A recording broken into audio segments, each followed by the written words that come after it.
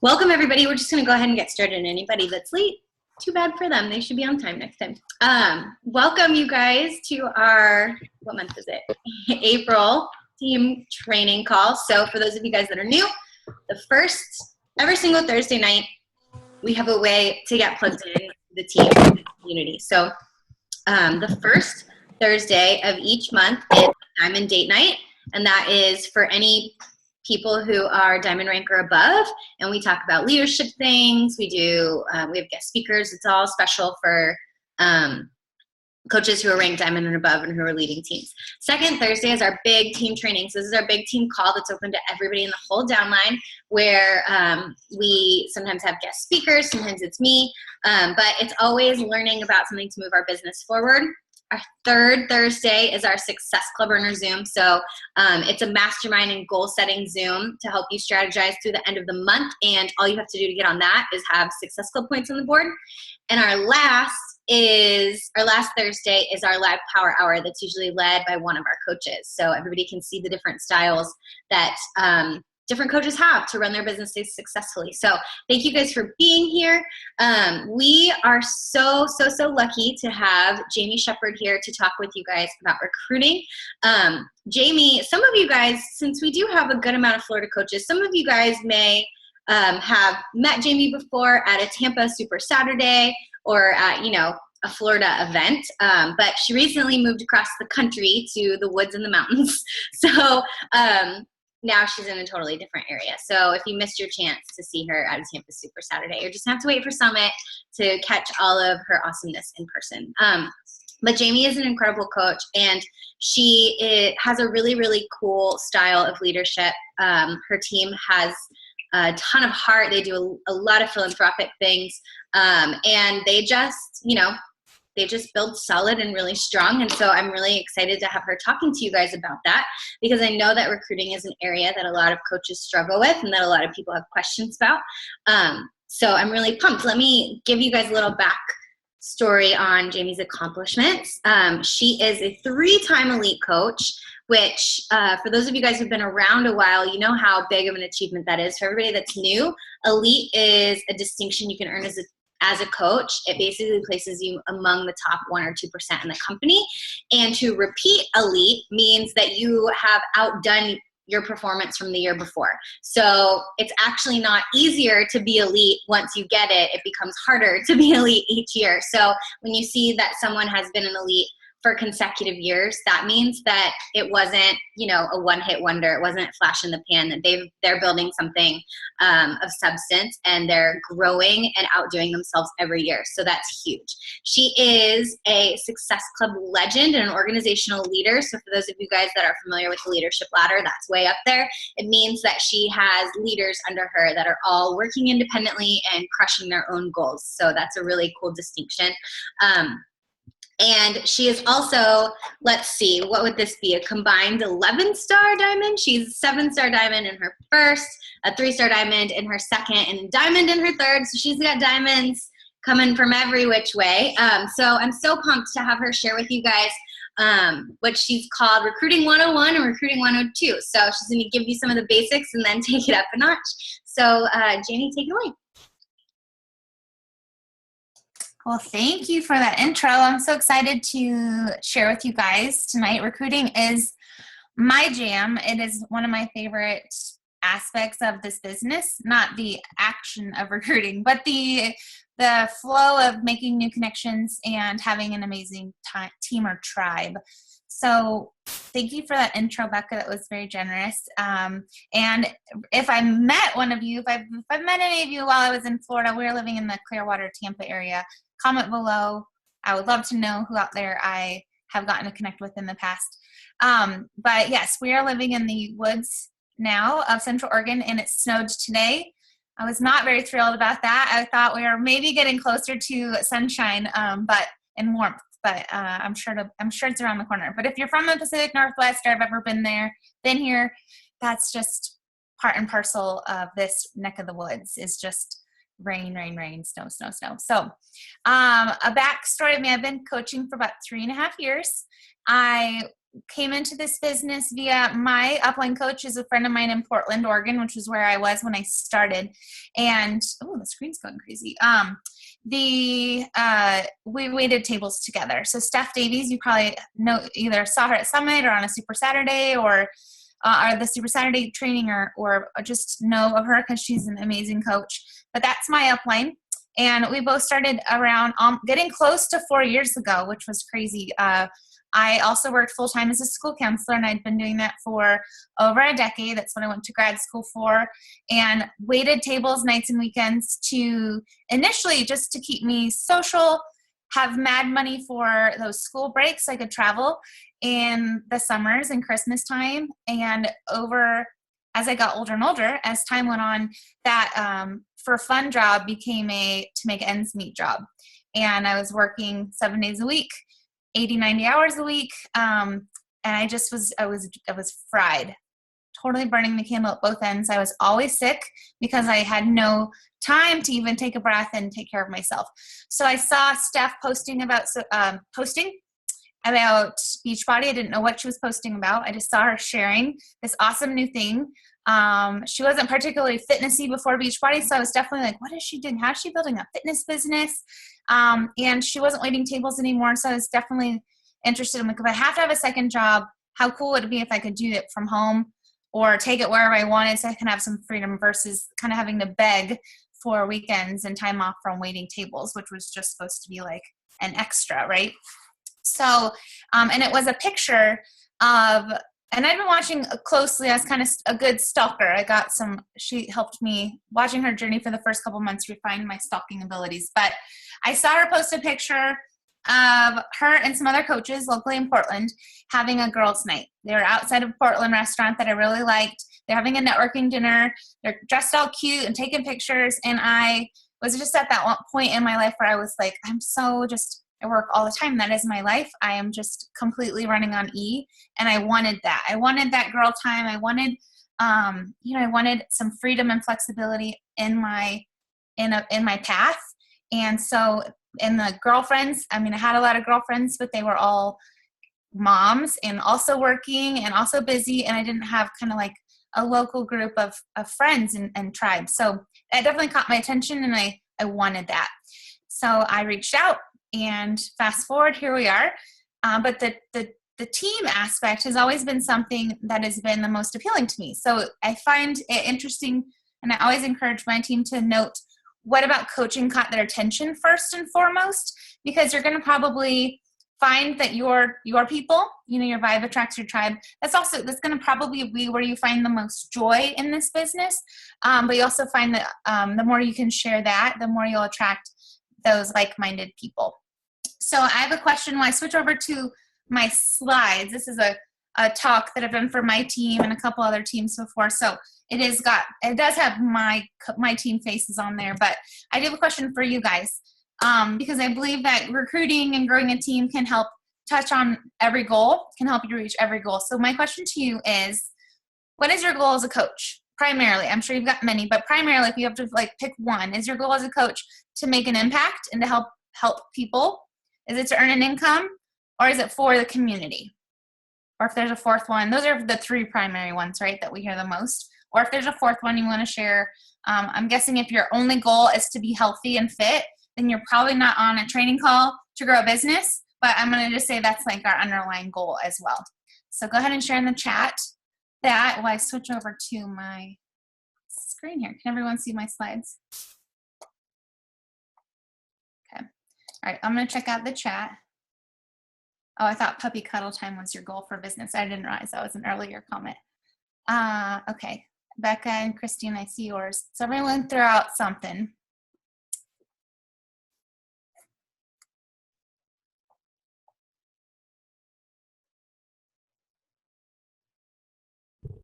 Okay, so awesome. And if there's a fourth that I missed, please share. But you probably heard this before, your vibe attracts your tribe. And I do believe that the more you can be intentional with that, oops, that's not what I mentioned. The more you can be intentional with your vibe, the more you will attract the right tribe. The one, we all have had those experiences where if you have had a team for a while, like where there's coaches that you just get, and it's really fun to partner with them, and you have the same vision, you have the same energy, you can just kind of vibe together. And then there's some that are just, you just don't really mesh very well. But I'm going to go ahead and start with this, understanding the comp plan. So if your goal and objective is to earn some income, then you need to understand how recruiting and growing a strong team is going to help you get there. For me, I realized pretty early on that I could retail my booty off, and I could always make a great commission. 25% is a good commission in any sales type world. And I'm not saying you need to go and study and memorize the comp plan, because a lot of it doesn't make sense until you're at that stage of your business. That I've never read the whole comp plan cover to cover, but just understanding to an extent what team cycle bonuses and what different ranks can do for you on an income level. And I realized that pretty quickly that make money while you sleep, passive income, that is an allure of network marketing, can really happen only once you A, grow a team, and B, help that team be successful. Because it's not about necessarily quantity, it's about the quality of coaches. Our comp plan is upside down in the fact, which is a great thing, is that you could recruit a ton of coaches. Like maybe I recruited 100 and Becca recruited 10, but she did a lot to nurture and help those 10 coaches be successful and duplicate that. And I did nothing but just keep recruiting. She could out-earn me in a heartbeat, because it's really about how successful those coaches that you bring on board are. But it's also continuing to grow, because you never know what someone's going to do once they join this business. It's kind of releasing the outcome, but giving them the tools to be successful. So, and just remembering, I'm sure we've heard this, everyone's watched that Lindsay Matway video. I think it was the first video I ever watched, but where she says that your income will always be a direct reflection of the number of lives you touch, right? That means you want to, and I'm super ADD as a sidebar, so if you are unmuted, go ahead and unmute yourself, because I will lose my train of thought in an instant. But I wanted to, and I'll check in from time to time with questions or comments too. But just remember that your job as a leader and as an ambassador of this business is to continue to grow and keep helping new people every month. And the more you have a troop, an army of other team like mates with you, the more you can impact, the more people you can impact, the far reaching that you will be. So this is just a screenshot of that I saved here. So this is my first Business Center commission screen. Okay, so you'll see this is 3 months in. I had just earned Emerald Coach, and this was about that time when I realized, well, I worked really, really hard for this $189 commission. I was, and like I said, that's a great commission, but I realized that until I started growing a team, my only option for an income was going to be to retail. You can see that I cycled 2 times in this paycheck. I had a couple club members, and I think it looks like I had 1 new coach startup in this one. Now, fast forward 3.5 years, and this is one of 5 income producing business centers. So I have my mom, my fiance, and then 3 business centers that also earn an income. So this is just my first CBC sitting at the 7-star diamond paycheck level. Okay, you can see my commissions were 65, and it was this team cycle bonus and the matching bonus you start earning once you're a diamond. That is the bulk of that paycheck.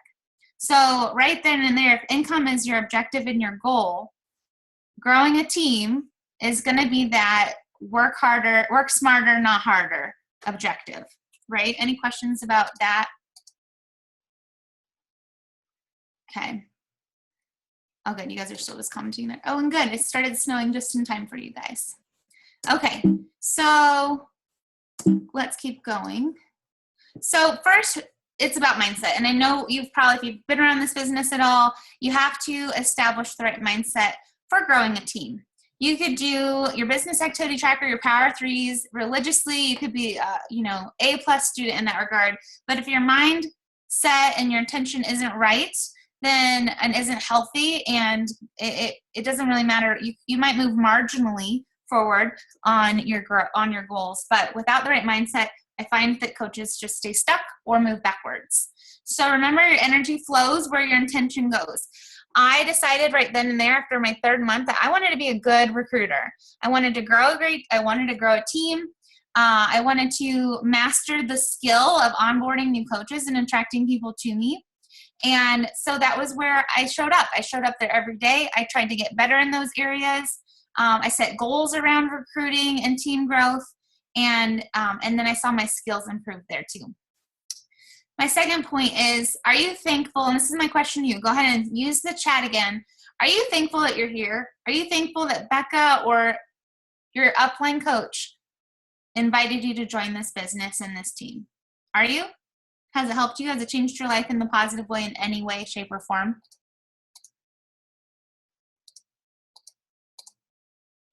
Yeah. Okay. And if your answer isn't a yes, okay, then you should probably examine your why. It doesn't mean you need to not be here, but hopefully your answer is quickly and easily and resoundingly a yes. Because why wouldn't you pay that forward? Okay, don't hold other people's future captive in your mouth. Don't prejudge them. Don't assume. Okay, you have this thing that's changed your life for the better. And as a kind, generous, giving, caring person, why would you not want to share that with other people? So think about that. Okay, let that kind of marinate, because I think that it really starts and ends there. Are you thankful for this? Has this helped you? Do you really care about helping other people? Then why would you not give them the chance to say yes? Doesn't mean that they're going to want to do this. It doesn't mean they're going to be successful at this, but at least extend the chance for them to consider it, because they may or may not know that they have that option. I didn't know. I'd never heard about Beachbody before I saw Steph posting. I just never had. Okay, so what else? Next one. What do you like about coaching? It also is a mindset thing. If you focus on all the things that aren't going right in your business, or you focus on all the things that are going well in this business, what do you think those two focuses could yield for you in your business? Okay, if your focus is just on the stuff that's going wrong, what'll that create? It's going to create a business where you're not having any fun. You're focused on the negative, more negative stuff, more stuff goes wrong. Okay, and you're not giving yourself a chance to feel joy every day. Versus if you focus on the stuff that is going well, you are changing and loving and how it's challenging you and growing you, okay, then that'll continue to help you create a more of abundance around there. And tap into what do you envision for your future? What is this going to do for you? Share that vision and those goals loudly and proudly so that people can celebrate you, can be excited to watch you grow, can help make that vision come true.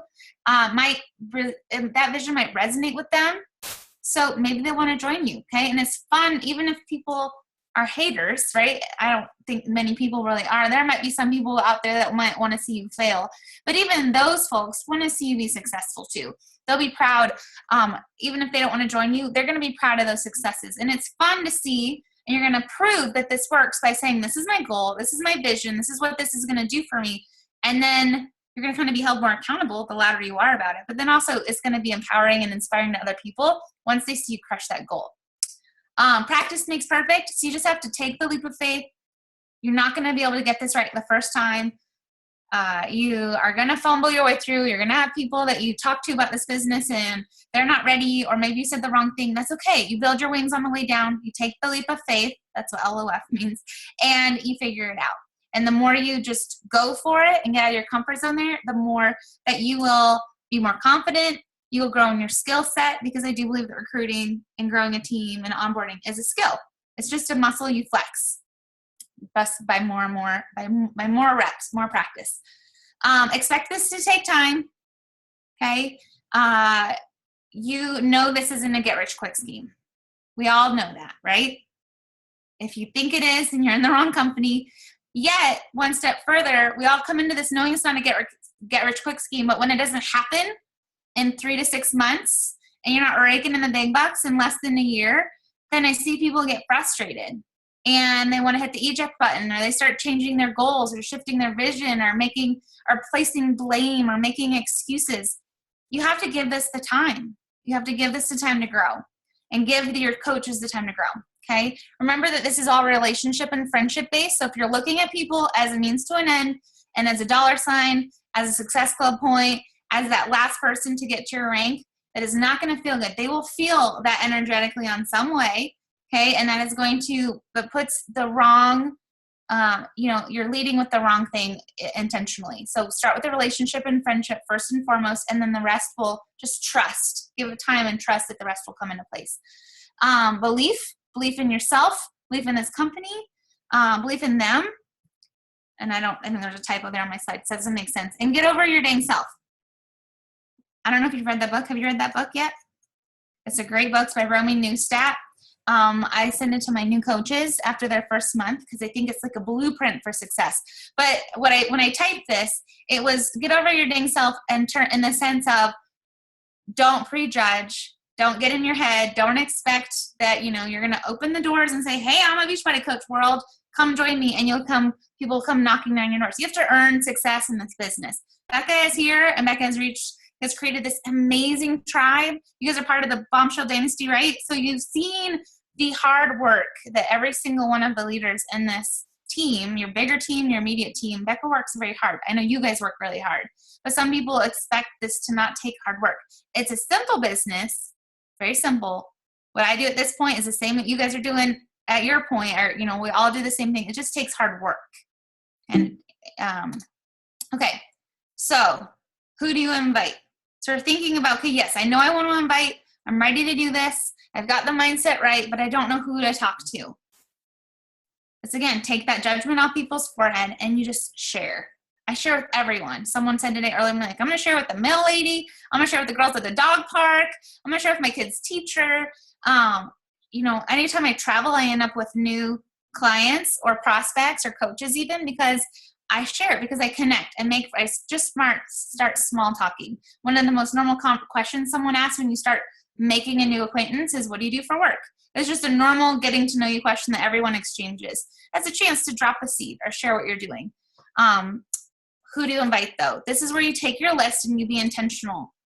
Make your list of 200 names. Put your dream team people on there. Every challenger that you've ever had, free or paid. People who like your call to action posts. Make sure you're doing call to action posts, those invite posts, whether you're inviting to a sneak peek, a live coaching event, your new coach training, a challenge group. You invite those people that you know for sure are reaching out. There are so many that you won't even know are watching because they won't like. But the ones that are due, that's like, if you see someone hit like, that is like a red blinking like neon billboard saying, pay attention to me, I'm watching you. It's the ones that you'll hear years later that have been watching you for years and they've never liked or commented on anything. That's a little harder to know who to reach out to. You want to invite people who like your normal posts, any new clients you have, any referrals, any leads, and then just people you are getting to know and connecting with in real life. There's an endless source of people that, unless you live in your house and you don't ever leave it, that you have the opportunity to connect with on a day-to-day basis. And I am introverted. I can be very shy at times. I get it. But all it takes is eye contact and a smile. I just went live last night. I went to like a CrossFit class that a girlfriend of mine teaches, and I had some serious, overwhelming social anxiety before because I knew I was going to walk into this room. I didn't know anybody there. I was unfamiliar with what I was going to open the door to. It was out of my comfort zone. And I had to do a really big pep talk. And I came up with 10 excuses of why I could just go home and do my 21 Day Fix Extreme instead of walking into that gym. But I knew I needed and I wanted to create some new friends and some new connections. And I just started with walking in and making eye contact with the first person I saw and smiling. And then it went from there. Everyone was so welcoming. So you invite just whoever's on your heart, but it doesn't go straight up, hey, Becca, I haven't talked to you in 15 years, but I have this great business opportunity. You want to join my team? No, that feels weird. I would be paralyzed with fear having to start if that was what I was told I had to say to people. And honestly, if someone came, and I have had those messages from people that I may or may not have ever known in my real life, but they didn't ever even say hi or make a connection first. So just start with reconnecting. Make a comment, ask a question, be curious, share a compliment, right? Or make some sort of a connection to just start that conversation and just know that, just be human with people. Just like if you were forced to sit next to someone on a bus for 12 hours, like you'd have to chit chat with them. What would you talk about? Same thing on social media. Okay, I'm going to go into some do's and don'ts next, but I wanted to see if you guys had any questions at this point about anything that I've shared. So I know it's a lot, and I'm just going to plow right through it because, like Becca said, this is kind of the basics. There's also a deeper level beyond that. And there is, I think of it like when I was little, I'd go to those magician shows, and I would see the magicians like swirling a plate on a stick, and then you add one more plate, and then another plate, and it was like, how many plates can you get spinning on the ends of sticks at the same time? I kind of feel like this business is like that too at times. And that doesn't mean he didn't start off with 20 plates spinning at once, right? Have you ever seen, you guys know what I'm talking about? Have you seen that act before? It starts with one, you get the ball going. It starts with another, or if you're juggling, I don't know how to juggle, so I don't use that analogy. But like, you don't start with 20, you just you grow that comfort zone over time. And so all of these things, if you don't do any of these things, that's okay. At the end, I'm going to challenge you to pick a couple things and start, going back and expanding that skill set more and more. Because I couldn't jump into the deep end there. So, okay, I do have a little video. I'm going to save this till the end, but some of our coach friends, some of Becca and I's friends in this business helped me make a video earlier in the year with their top tips. So we'll check on time at the end. It's about 10 minutes, but it's a really great video, or if we don't have time, I'll send it to Becca and she can post it in y'all's team page. But it's just some other perspective and verbiage than just me. Okay, so some do's and don'ts of how to attract the right people to your business, okay? So do take the time. I know I touched on this before, but this is so important. I'm gonna ask you guys another question to comment in the chat. How long did it take you to say yes? From the first time you either were invited by your coach or you just saw them posting and you heard about Beachbody, how long did it take you to say yes and sign up? Honestly, did it take a week? A year, 3 years?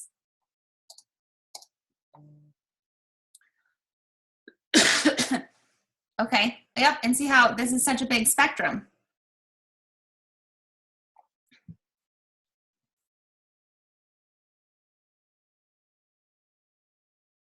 Okay, so think about that. And look at this. Look at all of your teammates and how different they are, right? I was one of those folks that I'd watched for a little while, but as soon as I had the chance to join, we had a late afternoon coffee, and I signed up a week later.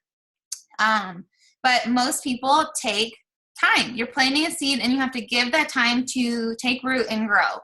It could be, and I have some of my friends that I knew before coaching, it took them 3 years to finally say yes, because, and it's easier almost sometimes for perfect strangers to say yes, but also again, sometimes strangers, they become friends, but sometimes it's cold market people need to take a lot of time too. But my point is, give them the time to come to this in their own space, to start when they're ready. Okay. You got to be patient. Don't get mad, especially if someone's like, I'm ready, and then they go MIA, or they come back around and then they ghost you for a while. They're just telling you they're not ready. And you can keep that bridge intact and continue to build the relationship, or you can get huffy and impatient and pissy and burn the bridge and guarantee they won't ever sign up. Or maybe they don't ever actually sign up, but they become a referral source for you, or just a positive person that impacts your life in some way. Take the money off their foreheads and just care and give them the space to do this when their time is right. Because there are sales techniques, there are ways you can accelerate their path, but I don't find that to be very effective. If they start before they're ready, they're not going to be able to thrive because they're truly not ready. I want people to come to this in the timeline that they're ready. Sometimes they need a little nudge or an incentive to get over their fear, but most of the time I like to give them the space they need, okay? Do be you. So I'm sure you've heard this before, but be you, be unapologetically, authentically you, share that publicly.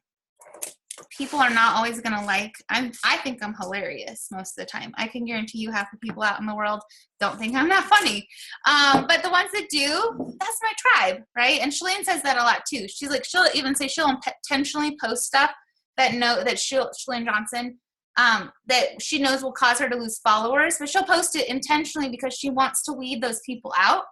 I don't know that I necessarily do that, but I'm not afraid to just kind of fly my freak flag. And the more you do that, the more you just let yourself be you and be the first to laugh at yourself and be open and share what is your truth, the more joy you're going to have in this, because you're not being fake, but you're also finding that people that are talking to you get you. They're going to be patient with you. They already trust and believe in you, and they like you. Don't you want to work with people that like you? I do. So they don't have to like everything I do, but I want them to be on the same level as me. Okay, this is a big one. And the one I think that holds people back the most is do share about coaching all the time. If you aren't excited about your business, Why would anybody be excited to join you? And if you're not excited about it publicly, then they won't know you're excited because they're not in your head, they're not in your home. So you have to lead out loud, and social media is our main point of connection. So you have to share on your social media what you love about coaching. I encourage people to make a list of 20 things they love about coaching. What do you like about it? How has it changed you? What is it doing for you? How is it making you grow? Make a list, okay, be intentional about it, and make sure you're posting everything from that list over the course of a month, and then repeat once you've worked through that list so that you're painting a broad picture. I think if you don't make the list, actually write it down, what I see happen is they'll just kind of be on a cycle of repeat. And it's like, yeah, I get it. You work from home. Yeah, I get it. You wear your yoga pants all the day. So you just kind of say the same thing over and over again. And you want to make sure you're appealing on many levels to many people. So be excited, share out loud, and you're speaking to the pain points of the people that are following you. You can know that by having a lot of conversations with people, and as you peel back and you talk to them and you ask them questions, you know what their struggles are, and you'll see some common trends. But they're also your pain points. What were your pain points before you started coaching? Where did you struggle in your life? What were you unhappy about? How has coaching solved those problems? Share that, you guys. People want solutions to their problems, so you have to tell them that you have those solutions in your hand. And it also, I think, feels a little less people feel less backed in the corner with the spotlight right on them if you're talking to them kind of publicly. It's a little more passive. They can hear it without feeling like all this pressure is on them to make a decision. Okay, do attend live events. Again, in the chat, who's going to Summit? Who's registered for Summit? Who went to Super Saturday? Who went to Summit last year? I want to know, because live events are where it's at. Live events, Super Saturday is why I'm in this business. I was wavering. I was unsure that this was the right fit for me. I was unsure that I had a role in this business, and it was at my first Super Saturday. Amy Silverman was living in Portland at the time, and she spoke. She was leading that Super Saturday. She wasn't quite Amy Silverman yet. She was still a relatively newer coach, and I saw a little bit in her. And then there were some other speakers at that Super Saturday, and I saw myself a little bit in them, right? And I saw that people were growing, and I heard that this takes time, and it ignited my faith, and it ignited that spark of myself saying, if they can do this, I can do this, right? So, and I made some local friends. I saw that Portland had a great coach community, because when we're in our own little bubbles and all we have to compare ourselves to are the people on our team, sometimes that can inspire us and fuel us, and sometimes that can be pretty isolating too. So give yourself the chance to plug into the community, to feel inspired, to see what this looks like on a day-to-day basis with other people. So attend live events. They have to be non-negotiable, right? You just have to prioritize making these happen. Put them in your calendar. Get your family, friends on board. If you've got kiddos, either find a way to have someone take care of them, do a mommy trade or a papa trade, or bring them with you. There are a lot of moms and dads who bring their kids to Summit. Not ideal, but I would say find a way. Find a way. There's always creative solutions. Okay. I mentioned this already, but I'm going to say it again. Do frequently use call to action posts. I do call to actions, not for coaching twice a week, but I do some sort of a call to action probably twice a week. I'm also posting enough, so that's not the only thing on my social media, because I'm posting 4 or 5 times a day about my fitness journey, about yoga, which is part of my brand, about my family and my lifestyle, hobbies and causes that I'm passionate about, and then the business. I post about business every single day, something about my business every day, and I make sure there's at least 2 opportunities for people to join something every week. It's not always the same time. It's not always the same day, but you're planting those seeds and you're reminding people they can do this too.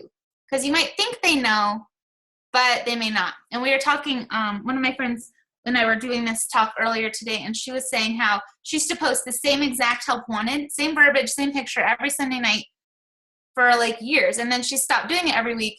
And when she did it again, she started doing it monthly instead. And she had people reach out going, oh, I wasn't sure if you were still hiring because I hadn't seen you post that thing anymore. And I've had some of my leaders say the same thing when they've gone too long in between posting call to actions, when the response and talking privately to people afterwards was like, oh, well, I wasn't sure if you were still growing your team or still doing this because I hadn't heard you talk about it.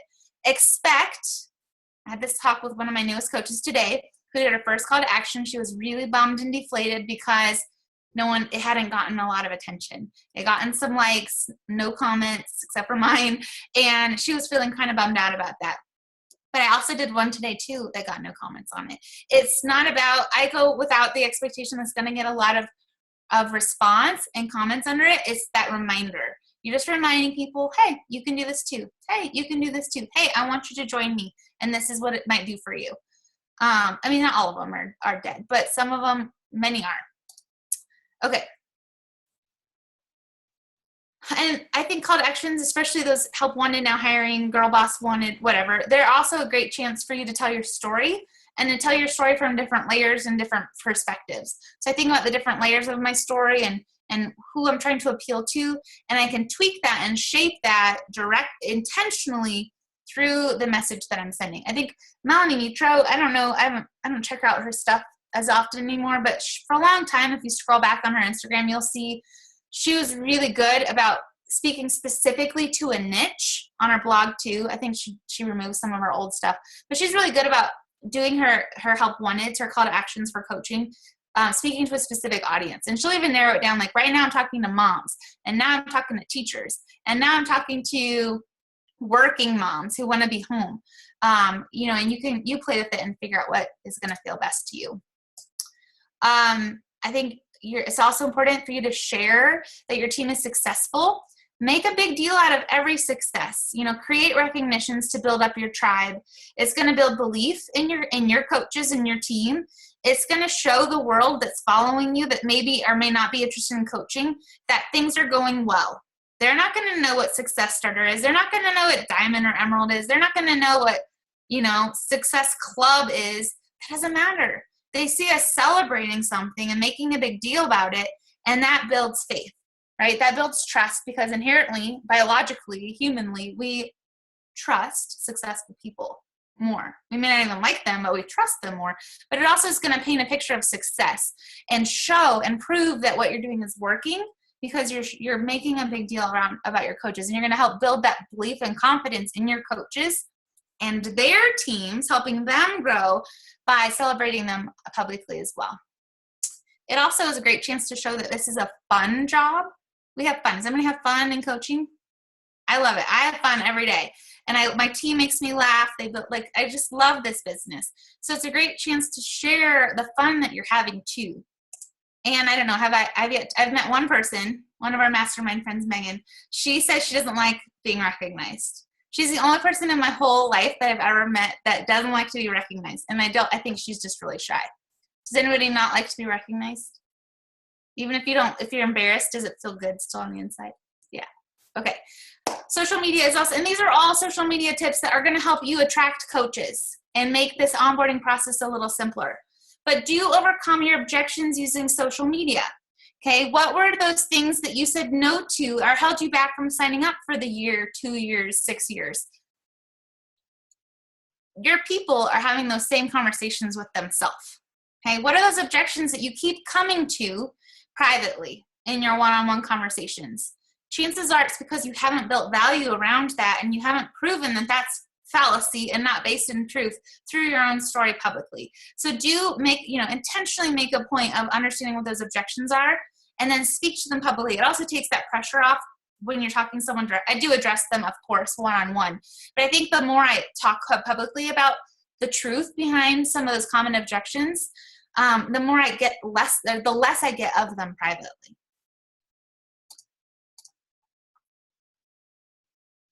Okay, I just check in the comments.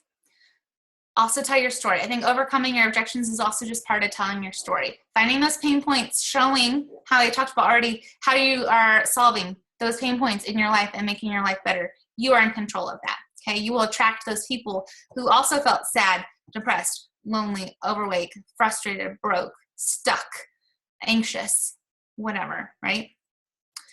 And then remember this, it takes follow-up. So going back to that chat where you go and you see all those people and how many times, how long it took them, how many times did your coach follow up and have a touch point with you again before you said yes?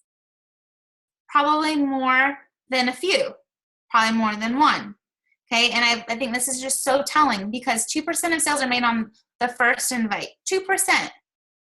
Okay. 1 out of 50 people will say yes the first time versus 80% will say yes on the 5th or more time. It takes at least 5 times for 80% of people to say yes. And this is the part that kills me, is this 48% of people, salespeople will never follow up more than once. They'll never follow up at all. They'll invite, and then half of us coaches will never go and invite someone again after they've said no or ignored us the first time. But yeah, it takes 5 times for at least for 4/5 of the people out there to say yes. Isn't that crazy? So that to me is so empowering because it says that I'm in control of my success. All I have to do is control how many times I follow up with someone, and then I build a relationship. I can be the difference maker. I can be the one that sets myself apart from everyone else just by controlling this one very controllable thing. There's so much in our business is out of our control, right? Yes. So this is something we can control. It also shows that you care. If someone asked me to do something or wanted to sell something to me and I said no and I never heard from them again, my resounding opinion of that person is, that's okay, they only cared about the sale. That's all they cared about. If they continue to connect with me and build a relationship, then I'm going to believe that they maybe cared about me, or they cared about the outcome, or just it wasn't just about a sale to them. And then stay organized with this system. Okay, work from a list. Work from your list of 20 things. Work from your list of objections. Work from your list of follow-ups. Find a way to track. I am not the world's most organized person. I am far from it. I've had to teach myself to be organized so that my team didn't go crazy having to deal with me as their upline. But find something that works for you. I do best, honestly, with a paper pencil system, or pen. I don't write with pencil, but like a paper system. And because I know that over 3.5 years, that has not been a sustainable system. So luckily I have an assistant who helps me use Streak now, which is awesome. If I was starting earlier on in my business and Teamzy had been around from the beginning, I'd probably be all over Teamzy. Teamzy is designed for Beachbody coaches. It is really simple. I've played with it a little, but it just wasn't time efficient or time effective for me to go back and redo the whole thing at this point. And Streak's working fine for me. But Google spreadsheets or Excel, that's a great system too. You find something that works for you and just stay consistent with it. Okay. Just find something that works for you and help keep you focused and working from a list, because that'll make, if you've ever struggled with time, it's because you aren't being efficient with your time. You don't have to have a ton of time to do this well, but the more you can be organized, the more that time is streamlined and you're actually using it to do business building behaviors versus just busy work. All right. This is kind of like a duh slide, but I have to say it, like, be original and be professional. If you see something that 100 other Beachbody coaches are posting, don't post it yourself, because guess what? They're also following and seeing this in their newsfeed from other coaches. And it's just a glaring red light that you are just being a cookie cutter and you're not original. Okay. Don't post trigger topics. Now, that doesn't mean if politics is something you're passionate about and you have causes you believe in, like Becca and I are both great examples of that. Like, we speak our mind, and we have been speaking our mind when it comes to politics. And through that, I feel like we've attracted people that get us, that are on the same page with our vision for the world. But we're not bashing people.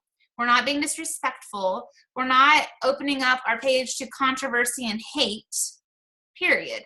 Because how is that going to help make the world a better place? Period. That is not our job, to be hateful. It's our job to spread positivity, to be the light, to be a hope dealer, period. Okay? So, and I think if you don't agree with that, then you're going to struggle in this business. But I do believe that you can speak from the heart, share your value system, but be professional about it too. Okay? I'm Christian. I have a lot of non-Christians or very spiritual people on my team because I'm tolerant too in my messages, right? I'm open to all walks of life, and that's okay. And that is something I wanted and I intentionally cultivated. Okay. Yeah. And in my private challenge groups, or even in our leaders pages, we can be a little bit more candid and less filtered, but publicly, I think we just kind of have to always, when they go low, we go high. Always take the high road. Okay. And then know your audience. this is just different topic for a different time and different training, but just know what social media platforms you're using and who's using those, okay, and who you're speaking to, and make sure you're mastering those. You don't have to be on all 6 of these platforms and YouTube and Snapchat to be successful. Pick the ones that you are having the most fun with and finding the most success with, and then master those. But be a master of it. Go Google things. I Googled a couple months ago, what are Facebook peak posting times? Just because I wanted to see what was out there in the world. I'm not an expert on Facebook. I'm not running the show, but I know when things are shifting, I wanted to know what was out there, and I studied it, and I asked questions. I wouldn't even begin to know where to start with Pinterest. But if I was to go and start tackling Pinterest, heck knows that I would go and study it first, right? Because I would want to make sure I'm making the most of my time. And there are different ages and walks of life and genders and demographics of people that are using different social media platforms. So for me, I was using Google Plus for a long time because I thought it was an easy like cross-posting thing. And then I started studying it, and I realized that the people on Google Plus weren't my tribe. That wasn't what I was trying to reach anyway. So I kind of released it and gave myself a little grace there. Do offer the discount, and I'm not going to go too much in this because I don't know if you guys teach something different on your team. I don't want to be counterproductive, but I found offering the discount to my clients as they're coming on has been really effective in creating great coaches. Some of my strongest coaches, my personal strongest leaders, started as a discount coach.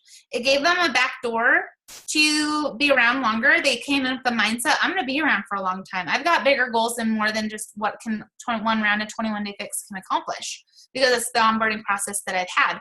And I treat them like a coach. I put them in the team page. I don't do a big welcome, but I send them a welcome email. I support them.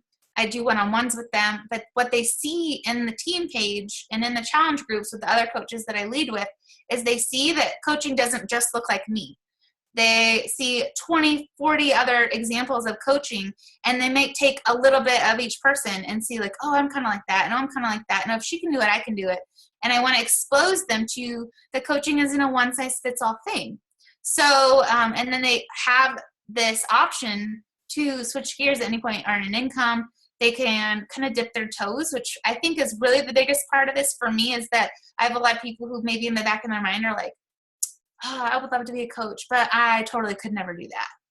Until they're in the team and they see that it's really not that scary. It's really not like this big crazy thing, and that they absolutely can do that too. And do you use third-party tools? Do you guys do sneak peeks or live events or what is coaching webinars on your team? So use those. You have to give them the grace to start exploring and hearing other ways about this. If it's just one-on-one conversation, especially if you never get on the phone or FaceTime or Zoom with someone, like give them a chance for them to explore this without like you breathing down their neck, which you're not doing that, but that might be how they feel, right? If they know you're waiting for a response, it just gives a chance to validate this a little bit more, to kind of give a different way of learning and seeing about it. Just like when we're talking about Shakeology in our fitness programs, we use those links, right? We use the videos and the tools provided to help validate it a little bit. So use those third-party tools. Use the recordings of those What is Coaching experiences if you don't have a live one to invite too soon. I don't wait till next month. If I don't have something happening for 3 weeks, I'm not going to wait for 3 weeks to bring someone on board. I'm going to find something I can get in their hands immediately. But it's also about planning and having something frequently to invite to, because it's going to keep people on different phases of that funnel. Again, very basic, but since we're going on 101 and 102, don't be salesy. Don't post stock photos. Don't post your links. Those pictures from the new vegan cafe latte and vegan vanilla that Shakeology's Facebook page posted, that's a stock photo. Don't post it. Go and make it yourself. Order it yourself. Make a shake. I think it was yours, Becca. I saw it stopped my scroll on Instagram. It was like a shake held up against the wall or something. I was like, oh, that caught my attention, right? And she had a great story. She had made it, and it was like, oh, it reminded me. I'm like, oh, I still need to order mine. Okay. It's going to be a lot more compelling. And again, we already talked about this, but don't blast Beachbody. Don't be negative, and make yourself so you're unfollowed. People aren't going to unfollow you because you're happy and positive. They might unfollow if you're negative and nasty. I unfollow people that are negative and nasty in their newsfeed. And this is my last one, is don't put all your coaching eggs in one basket. So honestly, self-reflect really fast. How many of you have waited and been like, oh, I have this one person who's signing up and they're going to get me to Success Club.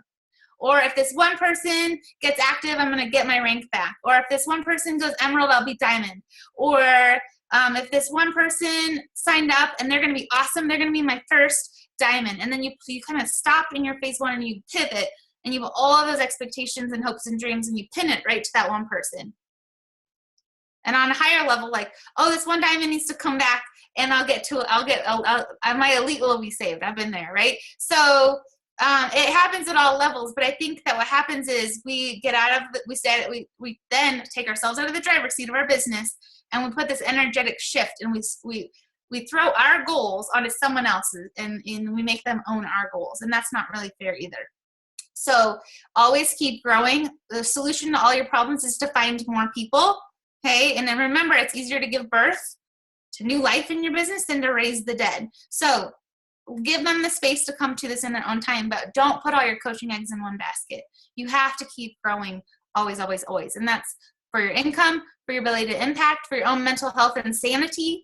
And just so you're continuing to grow that tribe and make new friends too. Okay. And remember, you're a race, you're a pace. If you want to struggle in this business and burn trust and burn bridges with people, it's because you go MIA and you're inconsistent.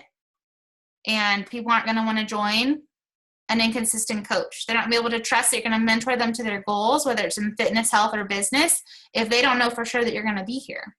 So find the pace that you can sustain for a year and then the next year and stick to it. If you need to accelerate at times, it's fine. But going completely ghosting on your own Facebook or on your own team, your own groups, stopping running challenge groups, you will not grow a tribe that way.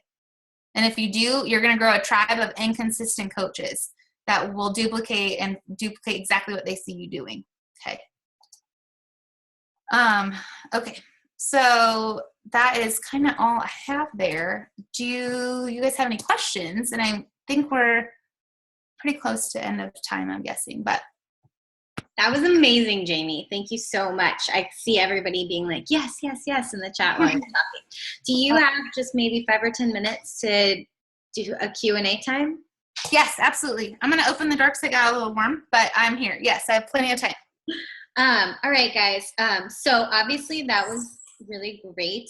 Great reminders. Like she said, 101 and 102. Sometimes it's just remembering, like, those refreshers for those basic things. If your coach has been here a while, maybe you had a little like aha moment where you're like, oh yeah, why did I stop doing that? Or why did I forget about that? And if you're new, this was an incredible introduction to not necessarily how easy, but how simple it is to be sharing and growing your team. Like, that simple. Share your life, share your passion. So does anybody have questions for Jamie? This is one of the benefits of being on Team Calls Live instead of listening to the recording is you get, so when we have guest speakers, you get the chance to actually pick their brain a little bit, pick the brains of some of the top coaches, most successful coaches. So if you have any questions, feel free to unmute yourself if you're feeling brave, or you can type them in the chat box.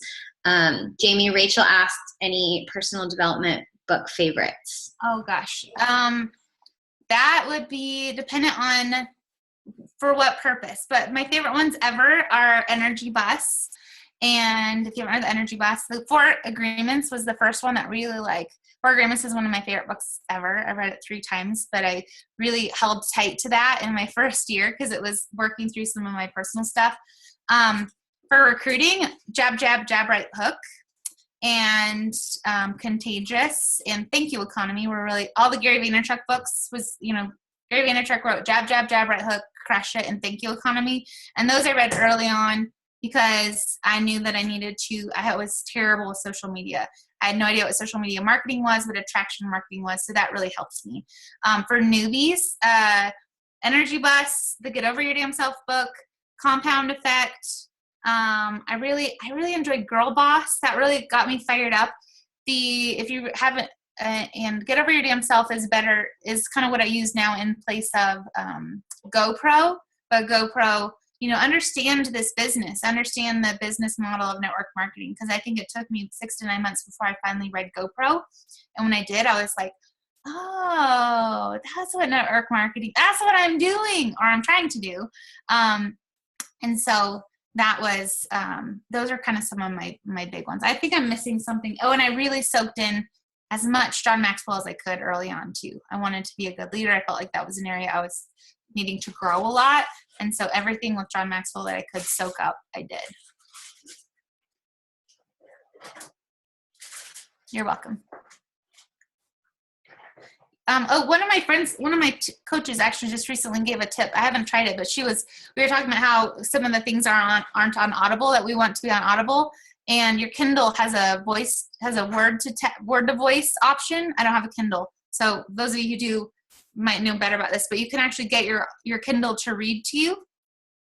So that might be an option for those who don't have, for those books that aren't on Audible. Sometimes too, you can just find them on YouTube. Like random people will read them and record them.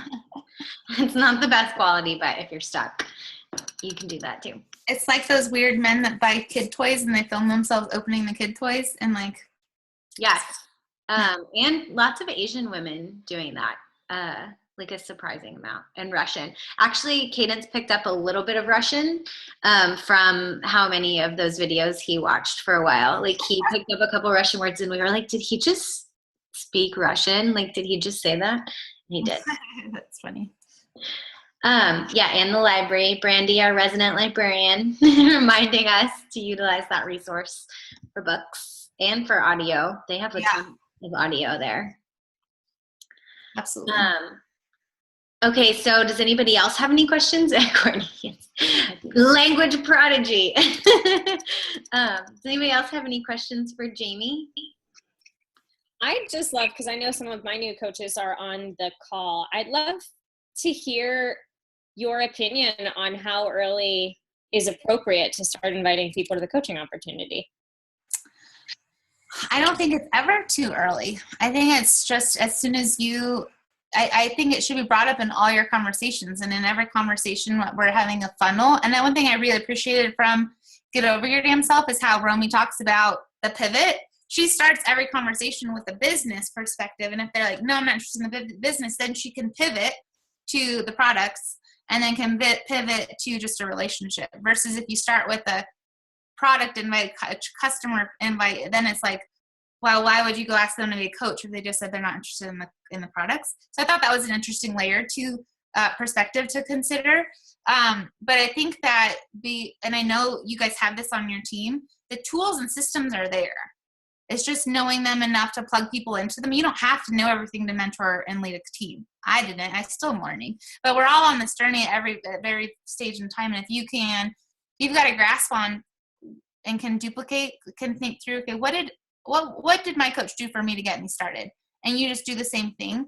And then there's a million coaches out there that are amazingly, wildly successful in this business that don't have an upline.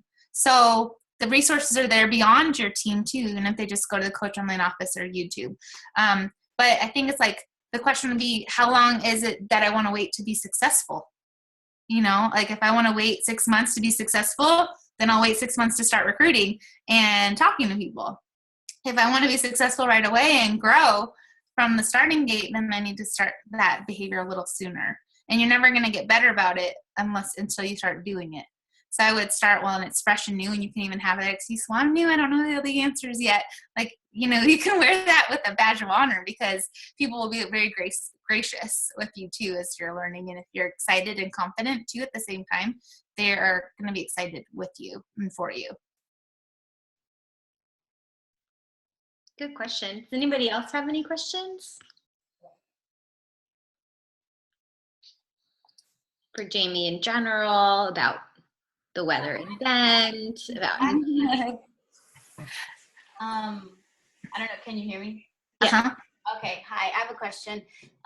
So I feel like my biggest thing right now is like I have conversations with people, but sometimes I feel like I get stuck because I'm a new coach. I get like stuck where I'm like, I don't know like how to like, for example, I'm having a conversation with some girl, and she told me some of the things that she's working on. She's like, I would really like to, like, lose this certain amount of weight, and these are the things that I struggle with. And I'm like, oh, okay, like, I just don't know how to, like, present it to her, without, like, saying, like, hey, join my challenge group, like, I'm not really sure, like, the next step, like, how to kind of, like, continue asking and, like, yeah, so she's giving you information, and I would start with reflective listening, and just kind of, which means like just saying, okay, so I hear that you're wanting to lose 30 pounds, and then follow up with a question, like validate that you're hearing right, because it could be that that's not what she was trying to say,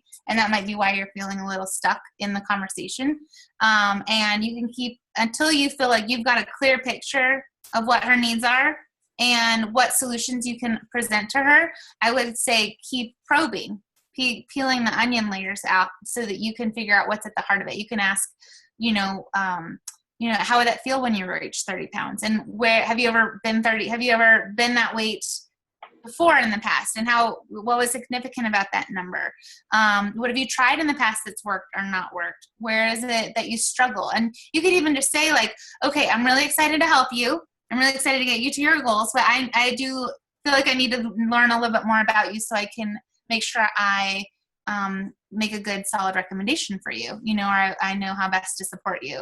And you can even, what I would encourage you for all of you new coaches, I love it when my new coaches and the coaches on my team screenshot their conversations and they share with me, share them, and we have a Success Club group that we kind of create a space to share that, without being in the whole team page. But use your uplines to get some feedback on those conversations, because you don't have to, it feels like you have to know it all at the beginning, but there's a lot you don't know what to say or how to say, and that's okay. That's part of your growth. So let your upline support you in that too. Sometimes you can even do, like, I don't personally do them, but I know they talk about them in the Get Over Your Damn Self book. Like, I don't do 3-way calls, but you could even ask, like, if one of my coaches came to me and said, I've got this girl, I'm really excited, I just don't know how to take it to the next level, but she'd be open to talking to you. I would be happy to help, with my team, but I don't like create a system like that intentionally. But I would just keep asking questions, and if you're feeling super stuck, then ask for some feedback from your upline, but also just share, without like going too much of it, share what's working for you. Like, share, like the feel, felt, found. That always often gets me unstuck too. Like, oh, I totally know how you feel. I felt like that, I was so overwhelmed with how much I thought I didn't have the money for Shakeology as well. But what I found was that I saved money because it cut out my Starbucks budget. I stopped taking supplements. It saved money on my grocery bill, whatever my truth is, right? So you can also just connect, and then it kind of gets them, and asking open-ended questions is really helpful too. Because a lot of times if you ask an open-ended question versus a yes or no question, people will just ramble and tell you a lot. So it's also kind of stopping and listening to you. I want to add one thing onto that. How many of you guys are in the social media surge that's happening? All right, did you guys watch Kim Carver's video? One of the things that Kim Carver said that was an incredible reminder to me, I used to do this more than I do because I just forgot. Isn't that funny how it is? Like, we know all these things and then we just like forget them and stop doing them. And it just takes someone saying them again for us to like, oh yeah. But Jamie mentioned with the reflective listening and like asking people, I was talking to some of my newer coaches. I have like little new message pods for each month. So I was talking to my new coaches from March about how to get past that first step in the conversation. Like when someone's like, okay, I'm interested, then it's like, okay, now what? And I think that as coaches, especially new coaches, I know I did this in the beginning. I felt like I had to ramble, like, because I just wasn't very confident and I was afraid, that I had to like explain all of the things. So I had to like ramble on about this and that and the value in this and okay, but it's this much, but then here's all the different ways I saved and budgeted. And like they hadn't even asked me about any of these things. And so then nobody responded because I wrote them like an 18-page novel of a message back. And so I was telling someone, like, the easiest way to respond when someone says I want more information is to go, I'm so excited. Like, I'd love to be able to have you in there as an accountability buddy. Like, tell me where you're at. Tell me what your goals are. Like, literally your message can be so short. It doesn't have to be like, here's an explanation of challenge groups and Beachbody. You know what I mean? But as new coaches, that's like, we just feel like we have to, like, slowing down the conversation can sometimes feel intimidating because you may feel like you don't have a lot of the information yet. So slowing it down is really good, and just saying, like, what are you wanting to lose weight? Are you wanting to get stronger? Like, tell me what inspired you about, like, my posts, so I know where you're coming from. And then, you know, as you're in these conversations, I wanted to share this tip that Kim gave because I thought it was really brilliant. You know, a lot of times we'll have people who really want to join us. And I think a lot of us on the team are similar in that we have a lot of people who are moms or, you know, women still in kind of that young mom age range, you know, like mid-20s to like early 40s, who, even if they're not moms, they're kind of in that like thick of their career. They maybe lost themselves. They're out of their like college friend group. They're kind of in like this no man's land of like adulting. And a lot of the time, especially women, we put ourselves last. So even if you're not a mom, like if you have a relationship, you know, you get comfortable, you start putting everybody else's needs ahead of your own, yada, yada, yada. So a lot of the time, like people's price objections, their time objections and stuff, a great question you can ask if you've already asked, like, you know, what do you want to achieve? How will it feel, you know, when you can feel confident again, or when you can lose that weight, or when you know, do have energy again? Talking them through that vision for themselves. But then also, if you start to get stuck, asking who would it impact if you were able to have more energy again? Who would it impact if you were able to feel really confident in your clothes? Because a lot of the times, especially women, and I'm sharing this with you guys because our team is mostly women. Most of our niches is mostly women. We have guys here, so sorry guys, this tip is not for you as much, unless you're talking to women, then you can use it too. But women especially, we might not do it for ourselves, but we might do it for somebody else, because that's what a lot of us do. So we may not be willing to spend the $160 because we want more energy, but we may be willing to spend it because we feel our kids deserve a mom that has more energy. Does that make sense? And that was it was such a great little reminder to me. I was like, I totally forgot about, you know, talking to people about that, because it's true. Or, you know, I want to feel more confident, so I have more fun with my husband. I have more fun in our marriage. Like, that's a struggling point. So they'll do it for him. They'll do it for their kids. They'll do it for their job, for their, you know, traveling. I want to coach because I want money to be able to buy this for my children, buy this for my family, but even if they won't do it for themselves. So sometimes if you do get stuck in a conversation, just saying like, hey, like, I know you said you really want to lose 30 pounds. Like, what would that change in your life? Who would that affect if you were able to accomplish that goal? And sometimes doing that will really open up like a whole well of motivation for people. I love that. I don't think I've ever asked who would it impact. Like, I think I just wrote that nugget down. That sounds like right up your alley, Jamie. That seems like a very Jamie. I know, it seems like I'm like, oh, duh. Why haven't I never like asked that question? And I think also to add on to that, when we're talking about, since we're talking about recruiting, right? And we kind of shift into a challenger conversation, but when you're talking to a new coach, a new prospective coach, my first question is like, I don't volunteer anything until they answer my question back. And my question to them is, what about coaching caught your interest? What about my post caught your attention? What about coaching or what you see me sharing on social media looks appealing to you? Because my conversation is then going to be completely geared towards their answer. And it makes them start in the mindset of, this looks awesome. Something about this is awesome, right? Versus their fears. We've all got the fears. We've all got the stuff that can hold us hostage, but keep them in that place of what's appealing on the level that it's appealing to them. And Stephanie Sandoval, you said that people share like one-word answers or just are really not forthcoming in their response. You can just, there's a couple things to that. First, check that you're asking an open-ended enough question. You can straight up say like, I'm not getting what I need to get from you right now. You know, like you can say it in a nicer way, but you can say like, you know, Stephanie, I really am excited to help you. It seems based off of your responses that you might be a little busy right now. So I don't want to bother you. If you're busy, do you want to set up a time where we can talk on the phone? Or is there going to be a better time you have more time? Because I really want to make sure I get a big understanding, because I take my role as your coach and mentor really seriously, and I want to make sure I understand you as much as I can, so I know how to help you or help you reach your goals.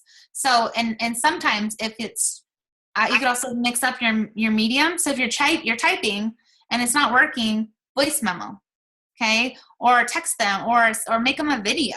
I mean, you don't have to just message, or get them on the phone and have your questions that you want to know handy. But then there's going to be those people that they're just not that interested. They're just not that interested. And sometimes they're telling you that, but they're not wanting to be impolite and not answer you. So there's that too. And you kind of have to let those people go sometimes. I have one of my new girls shares me screenshots regularly recently. And I'm like, did this person ever say that they really were interested? Because they don't seem that interested, and I think they're just being polite, and that's okay too. You want someone that's going to be polite, but you also don't want to waste either of your time. And that's okay. It's okay to say, are you really interested? Are you really serious? Because you don't want to be wasting your time, which is precious and limited, on someone who's not really interested. There are plenty of people out there that do want and need you. Does that make sense? Okay. All right, last call. Does anybody have any last burning questions? And I know, Jamie, you said we were switching gears to kind of talking about challenge group, but I feel like a lot of the principles can be used either way. For you can sure. ask people the same questions about coaching, because any new coach that you sign up is going to be plugged into your challenge groups working on their fitness journey anyway. So you can kind of combine it and be like, okay, so if you could, get back into healthy habits, if you could build this income, if you could increase your confidence, what would that do? And lump it all together. I mean, you can still do the same conversations. Absolutely. Well, and you won't be successful as a coach. Your new coach won't be successful if they're not willing to dig into their health and fitness goals too. If they're not willing to be evolving on their journey from wherever they're at. So those are all really, you absolutely need to figure out what their physical and health and goals are, big and small. Absolutely. And our business mirrors our fitness. Show me a coach who's struggling, and I'll show you someone who is not feeling on their game in their health progress. Absolutely. It's true for me. Whenever I start getting off track, I run out of stuff to post about, and I feel like a total dud in my business because I just don't feel as inspired. I don't feel as confident. I don't feel like I have anything to say. So being able to kind of lump everything together, I think it all goes together. It's all part of one big picture. Fitness, wellness, energy, confidence, goals, all of it is one big thing. So you can absolutely don't feel like you have to have two styles of conversations memorized. You can say the same things on both sides. Can I ask one question really quick? Of course. Okay. So Bonnie Engel has talked a lot about when Lindsay Matway was recruiting her, she created this sense of urgency for her, but not in a pressury way. She said, when Bonnie was like, I don't know, and kind of hesitated, she said, totally fine, take all the time you need, we'll connect later. And Bonnie said that made her feel like, oh, well, I need to kind of jump on this. I need to do that. How do you create that sense of urgency without making someone feel pressured, but not leaving it so that the conversation just never really, they're like, oh, I'll think about it. And then you don't want to pester them, but it just kind of falls flat. I don't know if I have the best answer to that, but I usually know that what I'm inviting to, and I try to just make it clear. And I talk specifically about if it's a coach, my new coach training, or if there's a challenge group starting up, I give a sense of urgency around that, and build value around oh, this is going to be a really great group because of X, Y, and Z. I would really love for you. I think this would be really great to get you started on your goals, whatever is tailored to them. But, this isn't the right time. That's fine. We can always revisit this down the road. And that might be, that's kind of, it's not, I don't have a perfect answer for that. I don't know if there is one, but for me, it's just always inviting to something. I know where my destination for that person is. but I also know I've got 20 other people that I'm, you know, like queuing up for the same thing. So if they're not ready, I can revisit that later. I don't know, Becca, do you want to add to that? Sure. I mean, Bonnie's my success partner, so I know her enough to know that that partially has a lot to do with personality. Like Bonnie is the type of personality that is really competitive and wants to be absolutely the best. And so to have Lindsay be like, okay, cool, well, whatever. She was kind of like, well, wait, like I want to do it now. You know, it's kind of like, Reverse psychology. Like reverse psychology, or like in dating, like when you play hard to get and then the people are like, no, I want you to like me. It's kind of like that. So that has to do with personality. So that probably worked out that way for a big chunk of it, because that's just Bonnie's personality. Like if you're familiar with Danny Johnson's gem test, she's super Ruby. So, but I will say that I do think there's something to not feeling desperate, because I think, like Jamie said in the beginning, people can sense when they're your last SC point, or when they're the last person standing in the way of your rank or your goal or whatever, and you're just kind of like, yeah, just sign up because I need something by midnight, you know? And so I think that giving people the space to breathe communicates that, you know, you are not, you know, desperate for their business, and that you are, you know, doing this with or without them, but that it would be, you know, awesome if they wanted to come along. And I think that like Jamie was saying, that builds almost trust, because it's like you're so confident that you're okay with them walking away, because you know that you're going to be fine either way.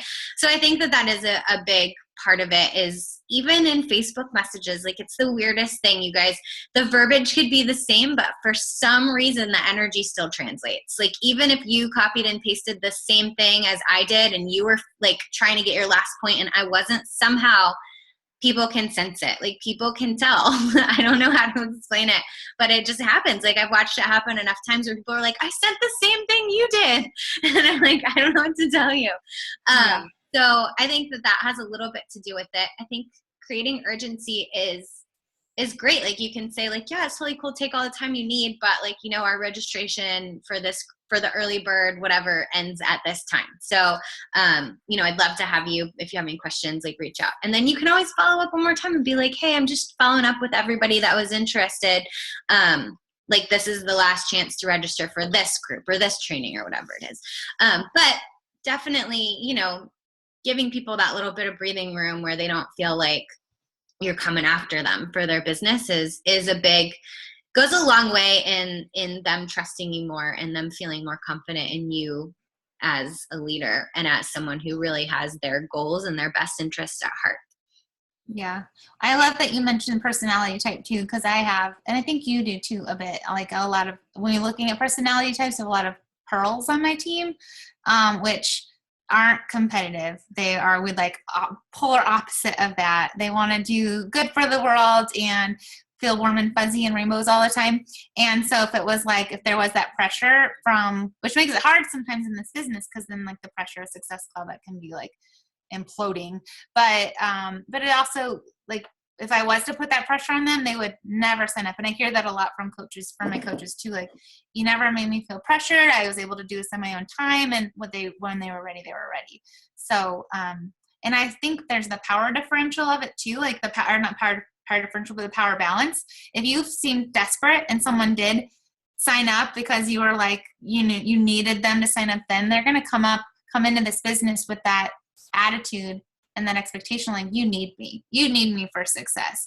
And then they're going to expect you to hold their hand, wipe their nose and their booty throughout this whole business. And they're not going to own that themselves, and that's not healthy for either one. So anyway, I think there's a power balance to it too, to kind of being like, that's fine. I'm on my train to success with or without you. You got the winning ticket if you join me, but if not, like, I still love you, but see you later. You know, like having that energy is not a bad thing either. Mm-hmm. So, good question though. What was I going to say? I had something to say about this, and I can't remember what it was. Dang it. Sorry. No, it's not your fault. I need to write things down when I think of them. It had to do with personality. Rubies, how to attract more rubies. Do you have that secret? No, because I don't have a team full of rubies. I have a pretty I have a pretty decent spread. Actually, I don't feel like I have a lot of sapphires, which is funny.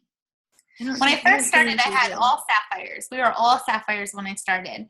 And I just reposted the gems thing in my team page, and everyone did it again. And it was like 95% pearls. I'm like, and I'm ruby and pearl and sapphire, like all three super even.